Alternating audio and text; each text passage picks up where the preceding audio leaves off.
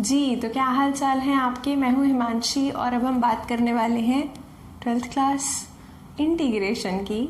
तुम्हारी ज़िंदगी में बिल्कुल सुकून नहीं है ना, ये चैप्टर होने की वजह से बहुत परेशान हो। सुकून से मेरे को एक बात भी याद आई थी अभी थोड़ी देर पहले, मैंने कहा तुम्हें बताऊंगी। मेरी एक कज़न है 6 साल की है, मैंने उससे एक बारी ऐसे ही पूछ लिया था। मैंने कहा कि बेटा आपको ज़िंदगी में क्या चाहिए, ज़िंदगी से क्या चाहिए। तो बोलती है कि दीदी मुझको ज़िंदगी में सुकून चाहिए। मैंने कहा है ये क्या बोल रही है। फिर मेरे को रियलाइज़ हुआ कि इसने किसी को बोलते हुए सुन लिया ये बात कि ज़िंदगी में सुकून होना चाहिए, है ना। तो फिर मेरे को बड़ी हंसी आई, मुझे लगा कि ये टॉय मांगेगी, चॉकलेट मांगेगी, पर ऐसी बातें करी थी। तो खैर अब आपका सुकून मिटाने के लिए मैं आ चुकी हूँ यहाँ पे ये क्वेश्चंस कराने। ये चैप्टर छोड़ने की मत सोचना प्लीज़, कर सकते हो तो कर लो यार। ये वीडियो जो है सपोर्ट वीडियो है, इसको कुंजी मत बना देना भाई। कुंजी पता है ना जिससे टेपते हैं। मैं नहीं चाहती कि क्वेश्चन यहाँ से तुम देखो और लिखो। मैं ये चाहती हूँ कि एक बारी इंट्रोडक्शन वीडियो अगर नहीं देखी, जो मैंने लास्ट वीडियो बनाई थी इस चैप्टर की, वो नहीं देखी तो वो देख लो और फिर क्वेश्चंस खुद करने की कोशिश करो। अगर नहीं आते, अटकते हो कहीं पे, फिर ये वीडियो देखो। Anyways lots of talking. तो फर्स्ट क्वेश्चन sin 2x, यहाँ पे बात कर रहे हैं हम एंटी डेरिवेटिव फाइंड करने के लिए। क्वेश्चन में बोला गया है एंटी डेरिवेटिव निकालो इसका, है ना। इसका मतलब हमें पहली चीज़ दिमाग लगाना पड़ेगा कि किसका डेरिवेटिव करने के बाद हम यहाँ तक पहुँचे हैं। दूसरी चीज़ मेथड ऑफ इंस्पेक्शन, यानी कि जांच पड़ताल, उसमें भी यही है। आप अपना जो टेबल है एनसीईआरटी में गिवन है ब्लू कलर में, मैंने लास्ट वीडियो में दिखाया भी था वीडियो के अंदर कि साइन का डेरिवेटिव कॉस, तो कॉस का एंटी डेरिवेटिव साइन, इस तरीके का टेबल है आपकी बुक में। आप वो देखो और तब आप इंस्पेक्ट करो, जांच पड़ताल करो कि भाई अगर इधर साइन है इधर कॉस है, डेरिवेटिव करने के बाद फिर कॉस का इंटीग्रेशन या कॉस का एंटी डेरिवेटिव करने पर हमें क्या मिल जाता है, साइन मिल जाता है। तो इसका मतलब हम यहाँ पे देखते हैं कि यहाँ हमारे पास साइन लिखा हुआ है। इसका मतलब कोई ऐसा फंक्शन जिसको हमने डेरिवेट किया, जिसका डिफरेंशिएशन किया तो साइन आया, वो कौन है, कॉस है। क्यों? क्योंकि साइन का डेरिवेटिव होता है कॉस। लेकिन यहाँ पे साइन x नहीं है, साइन 2x है। तो तुम्हें ये देखना पड़ेगा कि भाई देखो, लिख के ही बता देती हूँ। तुम्हें पता है कि cos x का डेरिवेटिव, इसकी जगह पे आप d/dx भी लिख सकते हैं यहाँ पे इस तरीके से। बट मैं कम जगह की वजह से ये डैश यूज़ कर रही हूँ notation. You can write any way you want, but मैं प्रेफर करूँगी कि आप d/dx ही इस्तेमाल करो, मतलब मैं रेकमेंड करूँगी। तो इसका डेरिवेटिव करने पे हमें माइनस साइन x मिल जाता है, लेकिन हमारा x अकेला नहीं है, x के साथ 2 भी है। इसका मतलब अगर मैं चाहती हूँ साइन 2x मिले मुझे इस तरफ, तो मुझे क्या करना पड़ेगा, कॉस को भी 2x बनाना पड़ेगा। लेकिन यहाँ पे एक थोड़ा सा झोल हो गया। जब तुम cos 2x का डेरिवेटिव करते हो तो तुम्हें माइनस साइन 2x के साथ एक चीज़ और भी मिलती है, मल्टीप्लिकेशन में 2 मिलता है। क्यों? क्योंकि हमें पता है जब हमारे वेरिएबल के साथ कोई कांस्टेंट होगा तो वो हमारे डिफरेंशिएशन के अंदर मल्टीप्लाई होगा। ठीक है। अब तुम्हें क्या चाहिए था कि हम किसी का डेरिवेटिव करें और हमें मिले साइन 2x, पर यहाँ पे 2 चीज़ें एक्स्ट्रा हैं, एक ये माइनस और एक ये मल्टीप्लाई में 2, तो दोनों को उस तरफ ले जाओगे। इसका मतलब ये कि d/dx ऑफ व्हाट, ये माइनस उधर गया, माइनस का cos 2x बना दिया, ये 2 यहाँ मल्टीप्लाई में था, डिवाइड में चला गया, तो हमें मिला cos 2x माइनस का और अपॉन में 2, जिसको कि मैं फिर से डैश की नोटेशन में ही लिखूंगी, माइनस cos 2x अपॉन 2। तो इसका हम करते हैं डेरिवेटिव और हमें क्या मिल जाता है, साइन 2x। अब इतनी बात समझ आई कि नहीं आई कि मैं माइनस और जो 2 है वो उस तरफ लेके गई। क्यों लेके जा सकती हूँ? क्योंकि जब मैं डेरिवेटिव करती हूँ तो जो कांस्टेंट होता है ना वो बाहर आ सकता है। मतलब कि अगर हम इस पूरे का डेरिवेटिव करें, या ये कह दें कि cos 2x का डेरिवेटिव करो, फिर माइनस लगाओ और अपॉन में 2 लगाओ, ये चीज़ और ये चीज़ सेम है, तो ये जो 2 मैं यहाँ पे मल्टीप्लाई में था, जब मैं उसको इस तरीके से डिवाइड में लाई तो उसको मैं डेरिवेटिव के अंदर ले गई, जो कि हम कर सकते हैं। प्रॉपर्टी अगर प्रॉपर देखना चाहते हो तो ये देख लो कि कांस्टेंट इनटू सम फंक्शन, इसका जब हम डेरिवेटिव करते हैं तो कांस्टेंट बाहर आ जाता है, फंक्शन का डेरिवेटिव अलग लिखा जा सकता है। तो ये प्रॉपर्टी है, बट इस सब में दिमाग नहीं लगाना, तुम्हें सिर्फ इतना समझना है कि हम लेफ्ट में कांस्टेंट को ला सकते हैं जब हम मल्टीप्लाई कर रहे होते हैं, तो डिवाइड कर सकते हैं। तो इसका डेरिवेटिव ये मिला, इसका मतलब sin 2x का एंटी डेरिवेटिव, जिसको लिखने का एंटी डेरिवेटिव यानी कि इंटीग्रल लिखने का तरीका क्या होता है, फंक्शन लिखा, यहाँ पे dx जो होता है अपॉन में होता है d/dx, जिसको मैंने यहाँ पे डैश में लिखा हुआ है, लेकिन अपॉन में dx जो होता है यहाँ पे ऊपर आता है इंटीग्रल में, ठीक है, equal to minus cos 2x upon 2। सही है बात। अब सेकेंड पार्ट अगर करें फटाफट से, यहाँ कर रही हूँ क्वेश्चन नंबर 2,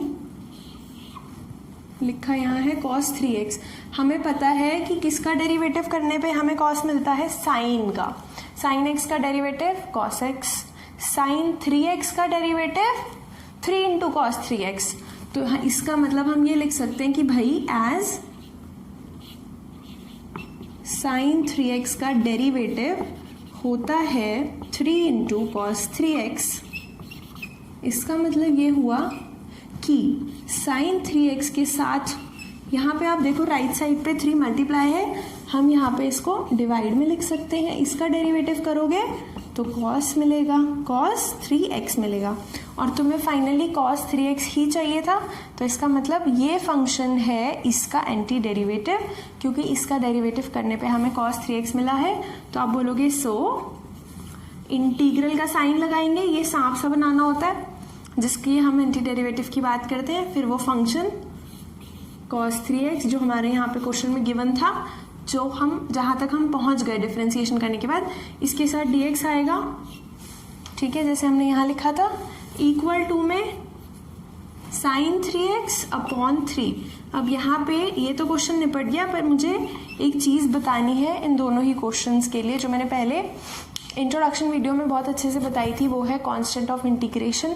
जब भी हम इंटीग्रेशन करते हैं, एंटी डेरिवेटिव फाइंड करते हैं, तो फाइनल आंसर के साथ हमेशा हमेशा याद रखना प्लस c आएगा।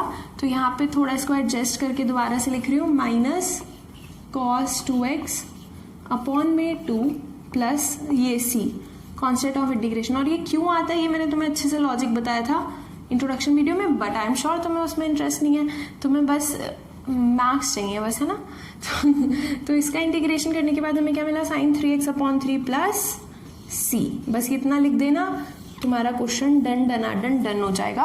पहले 2 क्वेश्चन थे इसलिए मैंने थोड़ा सा स्लोली आराम से समझा दिया है ढंग से। क्वेश्चन नंबर 3 से स्पीड पकड़ते हैं, और क्वेश्चन नंबर 3 क्या है, e की पावर में 2x। देखो तुम्हें वो टेबल देख के पता चलता है, अगर याद नहीं है तो चैप्टर 6 की कथा की e की पावर x का डेरिवेटिव e की पावर x ही होता है। तो e की पावर 2x का डेरिवेटिव करने पे हमें e की पावर 2x तो मिलेगा, लेकिन साथ में इंटू में 2 मिलेगा। तो हम वहीं से शुरुआत करेंगे कि भाई हमें पता है एज डेरिवेटिव ऑफ e की power 2x is equal to e की पावर 2x इंटू 2, जो कि मैं आगे डायरेक्टली लिख रही हूँ 2 e की पावर 2x। इसका मतलब e की पावर 2x के अपॉन में अगर हम 2 ले जाएं, जो यहाँ पे मल्टीप्लाई में था उसको डिवाइड में ले जाएं, तो डेरिवेटिव करने पे हमें एग्जैक्टली ये चीज़ रह जाएगी, ये मिल जाएगा e की पावर 2x, जो कि हमें एक्चुअल में चाहिए। तो इसका मतलब अब हम इसको इंटीग्रल फाइंड कर चुके हैं, इस नोटेशन से हम लिख सकते हैं कि e की पावर 2x, जिसके साथ हम डेफिनेटली क्या लगाएंगे, dx is equal to e की power 2x upon 2 plus c। तो ये आ गया जी आपका आंसर, समझ गए। 4th question, ax plus B whole square. अच्छा, तो अब यार ये होल स्क्वायर का क्या करें। तो जब भी होल स्क्वायर देखते हो, इस एक्सरसाइज में ही नहीं, इस पूरे चैप्टर में होल स्क्वायर देखते हो, तो तुम्हारे पास 2 मेथड्स होते हैं ऑब्वियसली। कि पहला, यहाँ रफ में पहले समझ लो, पहला तुम इसका क्या करो, ax plus B whole square ही रहने दो, ऐसे के ऐसे आप इसको सॉल्व करो, क्या करके, इस पूरी को एक चीज़ मान करके, जो कि मैं बता दूंगी। दूसरा, इसका क्या करो, ब्रैकेट खोल दो, a square plus b square plus 2ab। ठीक है, तो अगर मैंने इसको इस तरीके से खोल दिया, अब मुझे ये सोचना पड़ेगा कि किसका डेरिवेटिव करने पे मुझे ये मिलता है, फिर मुझे सोचना पड़ेगा किसका डेरिवेटिव करने पे मुझे ये मिलता है, फिर मुझे सोचना पड़ेगा किसका डेरिवेटिव करने पे ये मिलता है, फिर उन तीनों को मैं प्लस करूंगी, तब जाके मुझे एंटी डेरिवेटिव का पता चलेगा। एक मेथड ये है। दूसरा मेथड ये है कि आप ये सोचो कि किसी चीज़ का स्क्वायर हमें कब मिलता है, डेरिवेटिव करने के बाद। फॉर एग्जाम्पल एक्स क्यूब का डेरिवेटिव, एक्स नहीं रहने दो, एक्स तो यहाँ पे ऑलरेडी लिखा हुआ है। तो मैं एक बात बताओ मुझे, अगर टी कोई फंक्शन है, टी क्यूब कोई फंक्शन है, इसका तुम क्या कर रहे हो, डेरिवेटिव कर रहे हो विद रिस्पेक्ट टू टी। ठीक है, ऑब्वियसली यार टी लिखा है तो टी के रिस्पेक्ट में ही करोगे ना। तो आपको क्या मिलता है, 3 इंटू टी का स्क्वायर मिलता है। अब अगर मैं ये बोल दूं कि इस टी की जगह पे आप ये फंक्शन रख दो, ये हमारा फंक्शन है, तो डेरिवेटिव जो होगा इसके अंदर जो वेरिएबल है x उसी के अनुसार होगा। तो आप ये बोल रहे हो कि हम डी बाई डी एक्स करना चाहते हैं ax plus B whole cube का। समझे बात? आप डेरिवेटिव अगर करो ax plus B whole cube का विद रिस्पेक्ट टू x, तो आपको क्या मिलेगा, इस पूरे की पावर में 3 है। अगर तुमने चैप्टर 6 ध्यान से पढ़ा है तो तुम्हें पता है कि जब हम इसका डेरिवेटिव करते हैं तो पूरे की पावर 3 जो है वो नीचे आती है, जो अंदर बचा हुआ है उसकी पावर एडजस्ट करोगे, एक कम करोगे, क्योंकि हमारा फॉर्मूला होता है, एक पावर कम हो जाती है। इनटू में यहाँ पे नीचे नहीं है, ये मल्टीप्लाई में क्या है, जो अंदर हमारा फंक्शन था पूरा का पूरा उसका डेरिवेटिव, यानी कि ax का डेरिवेटिव क्या होता है, a होता है, 5x का डेरिवेटिव 5, 2x का डेरिवेटिव 2, तो ax का डेरिवेटिव a ही होगा ना भाई साहब। ठीक है, तो यहाँ पे a लिखेंगे, ax का डेरिवेटिव प्लस b का डेरिवेटिव। b एक कांस्टेंट है, ये हमें पता है, दिया हुआ है, लिखा हुआ आता है, एग्जाम में नहीं आता तो समझ जाया करो। इन क्वेश्चंस में a b c ये सब कांस्टेंट्स रहते हैं मोस्ट ऑफ द टाइम्स क्या, हमेशा ही ये आर्बिट्ररी कांस्टेंट के लिए यूज होता है। x y z t u v ये सारे क्या होते हैं, वेरिएबल्स होते हैं मोस्टली। ठीक है, तो b का डेरिवेटिव, b क्या है, कांस्टेंट है, कांस्टेंट का डेरिवेटिव 0, यहाँ पे हमने मल्टीप्लाई कर दिया। इसका मतलब हमें यहाँ से शुरुआत करनी पड़ेगी। तो आप बोलोगे एज डेरिवेटिव, पूरा नहीं लिख रही हूँ, ऐसे डैश में लिख रही हूँ, derivative of ax plus B whole cube अब हम यहाँ लगाएंगे, और पूरे का डेरिवेटिव है तो एक और ब्रैकेट लगा रही हूँ मैं, साफ नहीं लिखा ना, दोबारा लिख रही हूँ। देखो यहाँ पे मैं 2 ब्रैकेट बना रही हूँ, एक किस लिए, ax plus B whole cube के लिए, इस तरीके से, और एक मैं बना रही हूँ डेरिवेटिव के लिए, क्योंकि इस पूरे का डिफरेंशिएशन हम कर रहे हैं। तो हमें क्या मिल रहा है, हमें यहीं पे लिख रही हूँ, हमें मिल रहा है 3a ax plus B whole square, नहीं यहाँ नहीं हो पाएगा, सॉरी यार माफ करना, तो ये हो जाएगा 3a ax plus B whole square. ठीक है, अब हमें तो सिर्फ इतना चाहिए था, ax प्लस बी का होल स्क्वायर ही चाहिए था, सिर्फ ये 3 है हमारा फालतू फोकट का है, तो ये जो फालतू फोकट का है इसको हम उधर ले जाएंगे। तो हम बोलेंगे कि इसका मतलब हमारा जो डेरिवेटिव है, फिर यार डी लिखने की आदत पड़ी हुई है, तुम डी ही लिखना, वैसे डी बाई डी एक्स ही लिखना। तो हम यहाँ पे बोलेंगे इसका मतलब कि ax plus B whole cube upon में 3a, जो कि लेफ्ट साइड हम लेके आए, डिवाइड किया, राइट साइड पे मल्टीप्लिकेशन में था, कितना किसके इक्वल आएगी ये चीज, is equal to ax plus B whole square. तो इसका मतलब हम यहाँ तक पहुंचना चाहते थे, पहुंच गए, इसका मतलब हमें इसका एंटी डेरिवेटिव मिल गया, और उसको हम लिख देंगे किस तरीके से, इसका मतलब integral of ax plus B whole square साथ में dx ज़रूर लिखना, यहाँ पे भूलना मत, किसके इक्वल आ जाएगा। ये फंक्शन जो हौच पौच हमारा इस बड़े ब्रैकेट के अंदर लिखा हुआ है ax plus B whole cube upon 3a plus में c तो ज़रूर लगाते हैं, जो मैंने शायद यहाँ लगा दिया, हाँ ठीक है, c तो ज़रूर लगाते हैं। तो ये हमारा काम हो गया, थर्ड फोर्थ भी हो गया। आगे बढ़ने से पहले एक बात बताना चाहती हूँ छोटी सी। तुम्हें पता है ये फालतू के क्वेश्चन जो है मेथड ऑफ इंस्पेक्शन के कभी पेपर में नहीं आते, पर ये क्यों करवा रहे हैं ये क्वेश्चंस? प्रैक्टिस के लिए और इसलिए ताकि तुम्हारे दिमाग में कुछ कुछ हद तक इंटीग्रेशन के फॉर्मूले जो हैं रटने ना पड़े, कुछ कुछ हद तक ये तुम्हारे दिमाग में बैठ जाएं। जैसे कि हम डेरिवेटिव करते थे तो एक पावर कम होती थी, इंटीग्रेशन कर रहे हैं, इसका एंटी डेरिवेटिव यानी कि इंटीग्रल फाइंड कर रहे हैं तो एक पावर बढ़ रही है। इसकी पावर 2 थी पूरे की, तो एक पावर बढ़ गई 3, और जो पावर बढ़ रही है वो डेफिनेटली नीचे भी दिखाई दे रही है।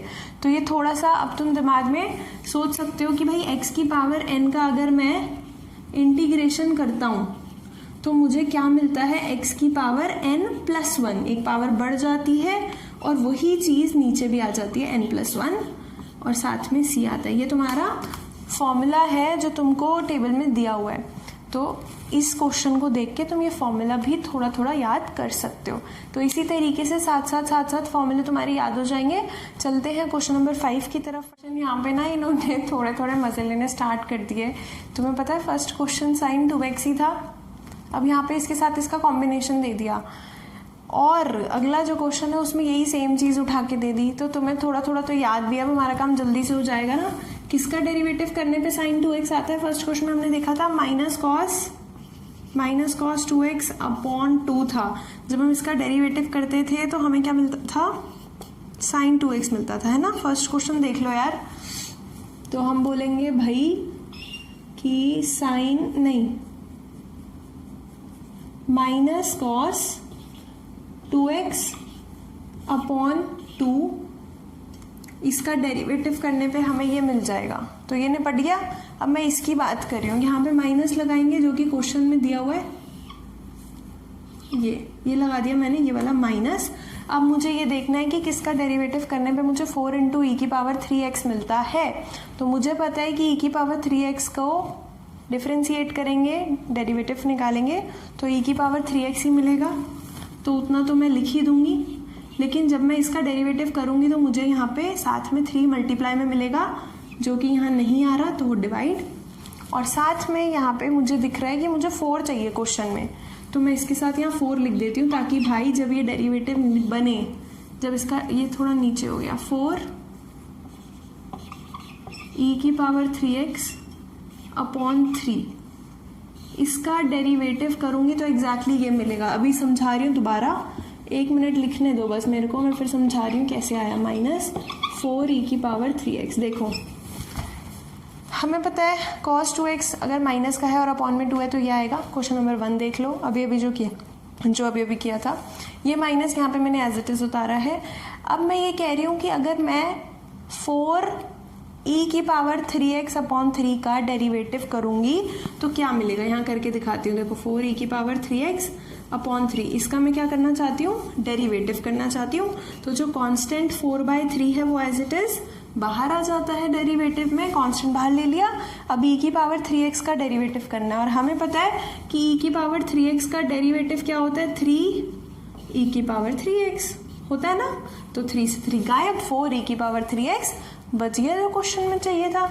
तो इसका मतलब इस पूरे का डेरिवेटिव करने से ये मिलता है, इसलिए इंटीग्रल ऑफ ये पूरा फंक्शन जो इन्होंने हमें रख के दिया है यहाँ पे, ये पूरा फंक्शन ब्रैकेट में लिखूंगी, साइन 2x माइनस 4 ई की पावर 3x, ब्रैकेट बंद।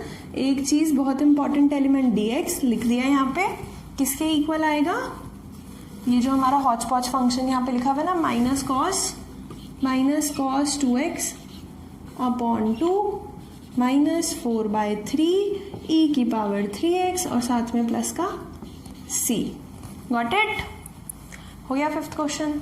अब देखो 5th क्वेश्चन की मदद से 6th क्वेश्चन और आसान हो जाता है। 4 ई की power 3x as it is यहाँ पे है, इसके लिए हमें यहाँ पे ये मिला है माइनस। तो देखो इस क्वेश्चन की वजह से है, क्योंकि यहाँ पे माइनस था तो यहाँ पे भी माइनस है। इस टर्म का 4 इंटू ई की पावर 3x का एंटी डेरिवेटिव ये है एज इट इज, तो मैं यहाँ पे उठा लूंगी, मैं क्या बोलूंगी, इसको हटाइए, सेम क्वेश्चन, दोबारा समझाने की जरूरत नहीं है, हमें पता है कि 4/3 ई की पावर 3x का डेरिवेटिव करने से हमको 4 इंटू ई की पावर 3x मिल जाता है। इस क्वेश्चन में आप देख रहे हो, है ना, अभी समझाता नहीं, यहाँ पे समझाता है, इसका डेरिवेटिव करने से ये मिल जाता है। अब किसका डेरिवेटिव करने से 1 मिलता है, x का, सिंपल सी बात है, x का डेरिवेटिव करने से हमें 1 मिलता है। आप कहोगे यार हमें कैसे पता x ही आएगा, y का डेरिवेटिव y के रिस्पेक्ट में करते हैं 1 आता है, t का डेरिवेटिव t के रिस्पेक्ट में करते हैं 1 आता है, जो भी वेरिएबल है उसी के रिस्पेक्ट में डेरिवेटिव करोगे तो आंसर 1 आएगा। यहाँ पे आप देख रहे हो फंक्शन जो यहाँ पे लिखा हुआ है, इसमें क्या लिखा हुआ है, x लिखा हुआ है ना, हमारा जो वेरिएबल है यहाँ पे x है, अगर हम इसका डेरिवेटिव करेंगे तो हमें ये मिलेगा, इसलिए इंटीग्रल ऑफ व्हाट, 4, देखो इसका डेरिवेटिव ये लिखा नहीं यार मैंने, सॉरी, तरीके से इसका डेरिवेटिव करने से हमें मिल जाता है 4 ई की पावर 3x प्लस 1। इसका मतलब integral of this whole function जो इन्होंने हमें क्वेश्चन में दिया था, ब्रैकेट ज़रूर लगाना, ऐसे बंद करना है इसको ब्रैकेट में, फिर dx लगाना। कई बार क्या होता है अगर आप ब्रैकेट नहीं लगाते ना तो 1 के साथ लिखा होता है dx, तो कभी कभार बच्चा खुद ही कंफ्यूज हो जाता है कि ये जो dx है सिर्फ 1 के साथ है, इसको इग्नोर कर दिया या कुछ गड़बड़ हो गई, ये लगता है अलग है। सो डोंट डू दिस, ये पूरा एक साथ, इसका इंटीग्रल dx इक्वल टू कितना आएगा, ये हमारा हॉच पॉच फंक्शन, ये जो यहाँ पे पूरी भसड़ मची पड़ी है, 4/3 ई की power 3x plus x plus c, इस भसड़ में हमेशा हमें c जोड़ना है, ठीक है जी। तो इसको हम कर देते हैं बॉक्स में। Question number 5 and 6 done. अब देखते हैं क्वेश्चन नंबर फटाफट से 7 और 8। आई एम सॉरी, यहाँ पे मैंने क्वेश्चन नंबर 6 का 6 नहीं लिखा, e और साथ में 4 भी है यार, ये है हमारा 6th क्वेश्चन, 4 e की पावर 3x, समझ रहे हो ना, ठीक है। कोशिश करो, वीडियो पॉज करो और आगे के क्वेश्चन थोड़े से ट्राई करो। ये जो क्वेश्चन नंबर 6 है ना, मैंने मेथड ऑफ इंस्पेक्शन से करके दिखा दिया है, बट जो आपकी बुक में मेंशन है इंस्पेक्शन के लिए वो शुरू के 5 क्वेश्चन ही है, तो इसको हमें नॉर्मल तरीके से करना है फॉर्मूला इस्तेमाल करते हुए। तो मैं वैसे भी यहाँ पे करके दिखा रही हूँ आपको। क्वेश्चन नंबर 6 देखिए, इंटीग्रल आपको इसका फाइंड करना है, तो हम डायरेक्टली ऐसे फॉर्म में लिख सकते हैं, इंटीग्रल ऑफ 4 ई की power 3x plus 1 dx is equal to, integral आप तोड़ देंगे, 4 ई की power 3x dx plus 1 integral dx, ठीक है। फिर आप इस इक्वल टू में ये आंसर लिख देंगे, और वो आंसर आप क्यों लिख देंगे, क्योंकि हमें पता है कि e की पावर, फॉर्मूला है e की पावर mx अगर है तो उसका इंटीग्रल क्या होगा, उसका इंटीग्रल होगा e की पावर mx अपॉन m। अब तुम कहोगे यार ये कहाँ से आ गया, ये अपने टेबल में देख लो, फॉर्मूला मिल जाएगा। e की पावर mx का डेरिवेटिव करते थे तो m यहाँ आता था, अब इस इंटीग्रल कर रहे हैं तो m डिवाइड हो रहा है। और आप कहेंगे कि ठीक है e की पावर 3x का हम इंटीग्रल जो है इस तरीके से लिख देंगे, लेकिन इस 4 का क्या, तो 4 यहाँ पे साथ में लिखा हुआ है ना ऊपर, एज इट इज आंसर में चिपका दो, यानी कि इसको यहाँ पे आप ऐसे लिख दो, 4 e की पावर 3x अपॉन 3 प्लस, ये निपट गया। फिर 1 का इंटीग्रल हमेशा x होता है, याद रखना, और प्लस c ज़रूर लिखना है यहाँ पे आंसर में। तो समझा दूँ 1 का इंटीग्रल x कैसे आया, x का डेरिवेटिव होता है 1, तो 1 का इंटीग्रेशन हो गया जी हमारा x। तो ये क्वेश्चन नंबर 6 था, उस मेथड से, फॉर्मूले वाले मेथड से। आप साथ में जब ये कर रहे हो तो आप साथ में ये वाला फॉर्मूला भी लिख दो, है ना। तो ये हो गया। आप क्वेश्चन नंबर 7 देख लेते हैं फटाफट। एक्स स्क्वायर ब्रैकेट के अंदर 1 माइनस 1 अपॉन एक्स स्क्वायर। अब यहाँ पे एक्स की पावर्स में हमें कुछ दिखाई दे रहा है, मेथड ऑफ इंस्पेक्शन तो हमें लगाना नहीं है, हमें डायरेक्ट फॉर्मूला लगाना है। तो फॉर्मूला कौन सा लगेगा, एक्स की पावर वाला ही फॉर्मूला लगेगा कि एक्स की पावर n अगर है उसको इंटीग्रेट करते हैं तो पावर 1 बढ़ जाती है जो कि है n+1, और अपॉन में भी वही चीज़ आती है n+1, साथ में c तो आता ही आता है। तो इसको हम उसी तरीके से लिखेंगे कि हमें x की पावर n में कुछ मिल जाए। तो ये जो है हमारा किसके इक्वल है, देखो x की पावर 2 को 1 से मल्टीप्लाई करो, x की पावर 2 आ जाता है। 1 अपॉन x की पावर 2 को भाई साहब या बहन साहब जो भी आप हैं, आप इसको इस तरीके से लिख सकते हैं। हमें पता है जब हम रेसिप्रोकल करते हैं या बेस को ऊपर लाते हैं या नीचे ले जाते हैं ऊपर से, तो पावर का साइन चेंज होता है। तो ये लिखा हुआ है x की पावर -2, ये लिखा हुआ है x की पावर 2। तो आप ये कह लो कि इसको इससे मल्टीप्लाई करके x² अपॉन का x² से कट जाएगा, या ये कह लो कि x की पावर 2 और x की पावर -2 मल्टीप्लाई होंगे तो x की पावर 2 प्लस -2 आ जाएगा, यानी कि 2 प्लस -2 यानी कि 2 -2, 2 -2 यानी कि 0 यानी कि 1। तो दोनों ही केसेस में यहाँ पे हमें क्या मिल जाता है x² प्लस 1। एंड ये वाला तो यार देखने में सही लग रहा है, ये काफ़ी भयंकर लग रहा था, तो इसको हमें इंटीग्रेट करना है। तो हमें कभी कभार क्वेश्चंस को सिंप्लीफाई भी करना पड़ता है। तो आप बोलेंगे इंटीग्रल ऑफ x² प्लस 1, मैंने आपको बताया ब्रैकेट लगाना ज़रूरी है यहाँ पे, dx किसके इक्वल आएगा। जैसे हम डेरिवेटिव में तोड़ देते थे ना दो फंक्शंस को, तोड़ देने का क्या मतलब है, तोड़ देने का ये मतलब है कि अगर हमें करना होता था कि हम साइन x और e की पावर x का डेरिवेटिव करना चाहते हैं, तो हम क्या कर सकते थे, हम कहते थे भाई इसका अलग कर लो, इसका अलग कर लो, तो आंसर आ जाएगा। वैसे ही इंटीग्रेशन में भी अगर आप integration of sine x plus e की पावर x करना चाहते हैं, dx ज़रूर लगाएंगे, तो आप इसको इस तरीके से भी लिख सकते हैं, integration of sine x plus integration of e की पावर x, इस तरीके से तोड़ के भी लिख सकते हैं।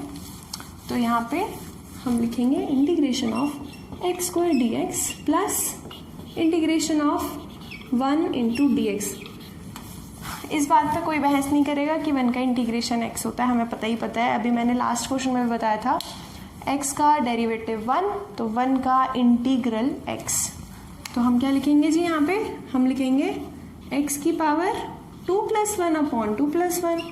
ये फॉर्मूला देख लो, x की पावर n, x की पावर n प्लस 1, x की पावर 2, x की पावर 2 प्लस 1। जो यहाँ लिखोगे पावर में वही यहाँ पे डिनोमिनेटर में लिखोगे, तो x की पावर क्या बन गया 2 प्लस 1 अपॉन में 2 प्लस 1 प्लस नो बहस प्लस c। तो ये क्या बन गया जी, ये बन गया, अगली लाइन में लिख लेते हैं तमीज से, x की power 3 upon 3 plus x plus c। Question done, बहुत सिंपल क्वेश्चन था। अगला भी करा देती हूँ फटाफट, क्वेश्चन नंबर 8 यहीं पे देख लो। क्वेश्चन नंबर 8 कह रहा है, इसी फॉर्मूले पे हो जाएगा। क्वेश्चन नंबर 8 कह रहा है ax² plus bx plus c, ax² plus bx plus c। यार खुद कर सकते हो ना, बड़े सिंपल क्वेश्चन है। देखो इंटीग्रल करना है इस पूरे का, तो हम बोलेंगे इंटीग्रल ऑफ, इसको एक साथ कंबाइन करके लिख रहे हैं, और उसके बाद dx लगाने के बाद हम इसको क्या कर रहे हैं, तोड़ के लिख रहे हैं। इंटीग्रल तोड़ लेते हैं, integration of a x² dx plus integration of b x dx plus integration of c। ठीक है, इसके आगे का काम यहाँ करेंगे। Integration of a x² dx, तो मैं पता है मैंने अभी एक क्वेश्चन जो अभी लास्ट हमने करा था जिसमें ये लिखा हुआ था, मैंने बताया था ना कि इंटीग्रल है 4 को एज इट इज लिख दो और इसका निपटा लो काम, जो भी आ रहा था ऐसे आ रहा था ना। इसका मतलब जो कांस्टेंट लिखा हुआ होता है इंटीग्रेशन के अंदर, उसको हम बाहर ले सकते हैं, ये प्रॉपर्टी होती है। साथ साथ जब हम क्वेश्चंस करेंगे तो हमें और भी बहुत सारी प्रॉपर्टी समझ में आएंगी। तो मैं क्या कर रही हूँ, ए जो है कांस्टेंट है, अभी बताया था ए बी सी तीनों को कांस्टेंट की तरह ट्रीट करोगे क्वेश्चंस में, तो ए जो है बाहर आ गया, इंटीग्रल ऑफ x² dx बच गया। इस फॉर्मूले की मदद से अभी हमने देखा x² dx का इंटीग्रेशन x³ अपॉन 3 होता है, जो कि हम लिख देंगे। तो मैं डायरेक्टली ही यहाँ पे लिख दूँ x³ अपॉन 3, बस खत्म। प्लस b क्या है, कांस्टेंट है, इंटीग्रेशन साइन के अंदर है, उसको बाहर खींच लिया, b आ गया। अंदर क्या बचा जी, x माने x की पावर 1, 4 मतलब 4 की पावर 1, x मतलब x की पावर 1। x की पावर 1 का इंटीग्रेशन करना है तो मतलब n की जगह पे 1 आएगा, x की पावर में 1 प्लस 1 अपॉन 1 प्लस 1 यानी कि x की पावर 2 अपॉन 1 प्लस 1 यानी कि 2। तो ये भी हो गया। अब ये क्या लिखा, ओ इतनी बड़ी गलती, ओहो dx नहीं लगाए हम, तो सी क्या है, कांस्टेंट है, बाहर ले लीजिए, प्लस सी कांस्टेंट बाहर ले लीजिए, अंदर इंटीग्रेशन ऑफ dx मतलब क्या, इंटीग्रेशन ऑफ dx मतलब x। अभी बताया था ना पिछले क्वेश्चन में, dx मतलब 1 इंटू dx। इस बात पे कोई बहस नहीं करेगा कि 1 का इंटीग्रेशन x होता है, क्योंकि 1 इंटू dx मतलब dx। x का डेरिवेटिव dx यानी कि 1। देखो एक्चुअली क्या है ना, x का डेरिवेटिव जब हम करते हैं तो ये भी dx होता है, ये भी dx होता है, तो ये 1 बन जाता है। अगर x का डिफरेंशिएशन करने पे 1 आता है तो 1 का इंटीग्रल करने पे, क्योंकि इसके फॉर्मूले में dx आता है, तो इंटीग्रल ऑफ dx x बन जाता है। समझे तो बहुत अच्छी बात है, नहीं समझे तो और भी अच्छी बात है, दिमाग घुमाने की ज़रूरत नहीं है। तो यहाँ पे हमने जब c को बाहर लिया तो इंटीग्रल ऑफ dx बच गया, जिसको कि हम यहाँ पे लिखेंगे cx, और साथ में हमें कांस्टेंट ऐड करेंगे। आप झट से लिख देंगे c, जो कि गलत हो जाएगा। क्यों? क्योंकि ऑलरेडी एक c दे रखा है, तो c डैश लिख लो, वरना कोई दिक्कत थोड़ी है, d ले लो ना यार, कोई दिक्कत नहीं है। d m n जो भी तुम्हारा नाम है, मेरा नाम हिमांशी है, चलो तो मैं h ले लेती हूँ, फर्स्ट लेटर अपने नाम का ले लीजिए, बात खत्म। ये क्या बन गया, एंटी डेरिवेटिव यानी कि इंटीग्रल। ये जो चैप्टर है खास तौर से इंटीग्रेशन, इसके अंदर एक ही क्वेश्चन का जब आप सॉल्यूशन देखेंगे, आंसर देखेंगे, आई मीन एनसीईआरटी की बुक के बैक साइड से, यू विल गेट आंसर जो कि मैच नहीं होगा। अक्सर मैच नहीं होगा, गलती भी हो सकती है, लेकिन क्वेश्चन को सॉल्व करने के बहुत सारे तरीके होते हैं। और इंटीग्रेशन ऐसा चैप्टर है जिसमें कि आप एक ही चीज़ को अलग अलग तरीक़ों से लिख सकते हो। तो इसलिए don't get confuse, don't get annoyed कि हमारा आंसर मैच क्यों नहीं कर रहा। अपनी प्रोसेस ठीक रखो, आंसर तक पहुँचो। आंसर तक पहुँच गए मतलब तुम्हारा काम हो गया, तुम सही हो। सो आई थिंक अभी मैं वाइंड अप कर रही हूँ इस वीडियो को। शुरू के 8 हमने क्वेश्चंस कर लिए, तो पार्ट 2 में मैं और बाकी के क्वेश्चंस करवाऊँगी। सो बहुत बहुत धन्यवाद कि आपने ये वीडियो देखी। मैं थक गई हूँ एक्चुअली, वरना मैं और क्वेश्चंस कराती अभी। So I have to go to sleep, क्योंकि दिन भर इतना शोर होता है, मैं रिकॉर्डिंग कर नहीं पाती। सो धन्यवाद बहुत बहुत कि आपने ये वीडियो देखी। कुछ कहना, बताना, पूछना चाहते हो तो कमेंट सेक्शन में, always welcome. So that's it, take care of yourself, keep smiling, bye bye.